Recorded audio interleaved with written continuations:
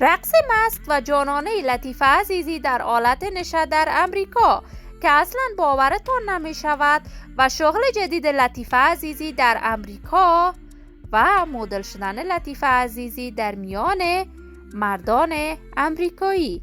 لطیفه در امریکا با کی زندگی می کند و دلیل دوری وی از هنر موسیقی چی بوده است؟ من در این ویدیو پیرامون حقایق همین ماجرا خواهم پرداخت. پس در ادامه با کانال دنیا اینفو باشید.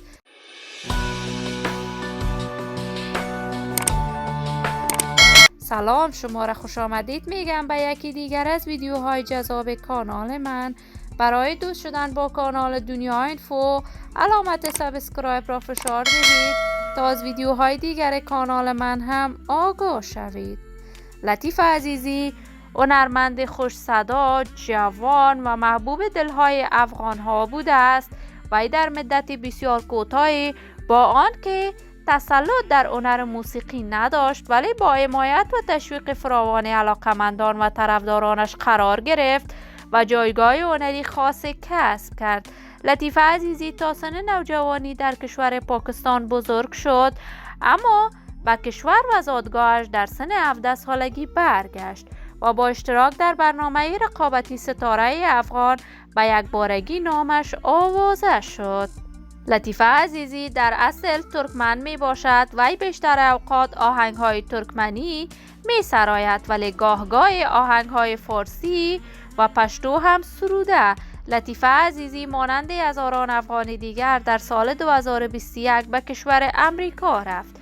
وی با یک برادرش در کشور امریکا زندگی می کند و در آنجا کاملا راه هنر موسیقی را دوری گزیده است و خواسته مدل افغان امریکایی تبار برای چندین برند امریکایی شود.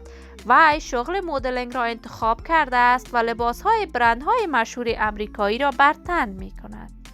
هر کس خودش می داند و تصمیمات زندگیش، ولی من آرزوی موفقیت، سلامتی و کامیابی برای تمامی جوانان کشور خود از بارگاه عزت منان تمنا دارم. دوستان نهایت عزیز، شما هم نظریاتتان را در بخش کامنت با من شریک بسازید. این ویدیو را با دوستداران و علاقمندان لطیفه عزیزی به اشتراک بگذارید. اگر تا هنوز عضو کانال من نشدید، پس برای عضو شدن با کانال دنیا اینفو علامت سابسکرایب را فشار دهید تا از ویدیوهای دیگر کانال من هم آگاه شوید. سلامتی شما خوبان آرزوی من است. تا درودی دیگر، بدرود.